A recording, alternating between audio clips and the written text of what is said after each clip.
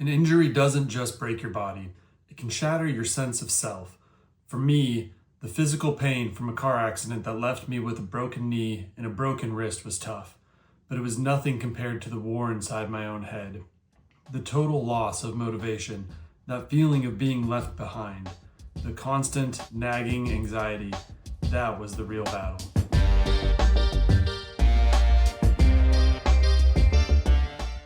This isn't just my story about recovering from an injury. It's about navigating that invisible mental fight to build a new and honestly, a more resilient me. And I want to show you exactly how you can do it too. Because getting sidelined by an injury is every athlete's worst nightmare. But how you respond is what truly defines you. Before the injury, my life moved with rhythm and purpose. Every day had motion, running, training, pushing my limits. That consistency wasn't just something I did, it was who I was. I was an athlete. I was disciplined. My sense of worth came from progress, from the feeling of always moving forward. Then, in one instant, it all stopped. The screech of tires, the impact, the sound of twisting metal, a moment that changed everything. My knee was broken, my wrist was broken, but I didn't know it yet. All I cared about was getting my family out of the car and making sure everyone was okay. When the adrenaline finally faded and I sat down in the dirt, reality caught up. My body was broken, but so was the routine that had defined me. The physical pain was obvious, but what followed was something deeper. I told myself it wasn't that bad, that I'd be back soon, but denial only lasts so long. Once it faded, the silence that replaced it was heavy. I felt empty. Watching others train while I struggled just to move reminded me of how much I'd lost. My identity had always been tied to what I could do. Now I couldn't do much of anything. I wasn't just healing bones. I was trying to figure out who I was without the structure, without the motion, and without the thing that had always kept me grounded. And that mental battle was harder than any race I'd ever run. Have you ever had to hit pause on something that defined you, whether from injury, burnout, or just life getting in the way? Drop a comment below and tell me how you handled it. I read everyone, and your story might help someone else going through it right now.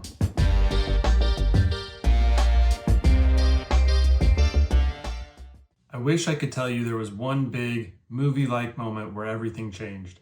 But honestly, the turning point was a slow, painful crawl up from rock bottom. It happened in a quiet moment, weeks into my recovery. I was sitting on the edge of my bed, just staring at the brace on my leg and the cast on my wrist, and I felt empty. The denial was gone, and what was left was this heavy, quiet kind of hopelessness. I realized I wasn't really living. I was waiting to feel normal again, waiting for the old version of me to come back, waiting for life to somehow pick up where it left off. And in that moment of total honesty, a new thought popped into my head, clear as day. No one is coming to save you. Healing isn't passive. Recovery isn't something that just happens to you. You have to choose it. You have to fight for it every single day in 1,000 tiny wins. That was the shift. I had to stop seeing myself as an injured person and start seeing myself as a person who is recovering. The first is a label, something passive. The second is an action, a process, a commitment. It was a conscious choice to stop grieving what I'd lost and start focusing on what I could actually control. So what can you do when you feel like you're at the bottom? It doesn't start with a giant leap. It starts with one small, intentional step. It started when I asked myself a new question. Not, when can I be who I was? But, who can I become right now? If you're getting value from this so far, take a second to hit that like button. It really helps push this message out to more people who might need it. And if you're working on rebuilding your focus or motivation right now, check out the link in my bio to sign up for my free newsletter and get the Focus Reset Guide. It's a simple tool that'll help you refocus and rebuild from wherever you are today.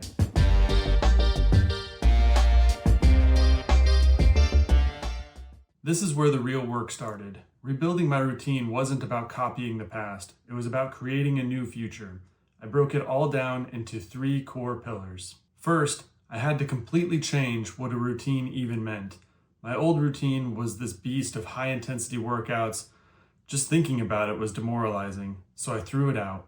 My new mission was to find micro wins. Instead of staring at the giant mountain of full recovery, I focused on the one single stone I could move that day.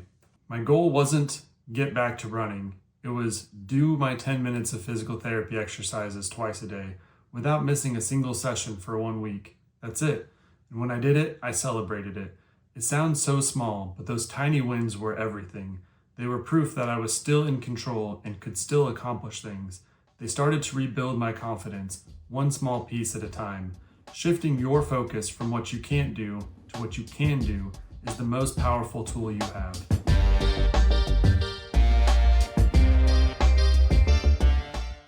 The second pillar was building a mental toolkit. The physical rehab was one thing, but my mind needed its own recovery program. The first step was just admitting that feeling scared or sad is a normal part of this. I stopped beating myself up for having bad days. Instead, I learned to just notice the emotions without letting them take over. I leaned heavily on visualization. This is a technique pro athletes use all the time and for good reason. Every night, I'd close my eyes and mentally walk through my rehab exercises, imagining the bones mending, the joints healing, and getting stronger. I'd picture myself walking without a limp, then jogging, then running, all pain-free. There's a real science to this. Visualization can help maintain the connections between your brain and your muscles, basically training your mind while your body heals. Another key tool was mindfulness. The fear of getting hurt again can be paralyzing. Every little twinge would send a jolt of panic through me. Whenever I felt that anxiety spike, I'd stop, close my eyes, and just focus on my breath for a minute. It's a simple act that grounds you in the present and pulls you away from future fears or past trauma.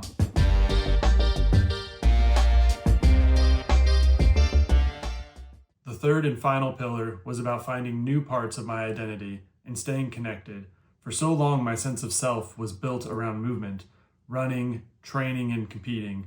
I needed to remind myself that I was more than what my body could do, so I made a list of things I'd always said I'd get to someday. With my movement limited, I finally slowed down enough to do them.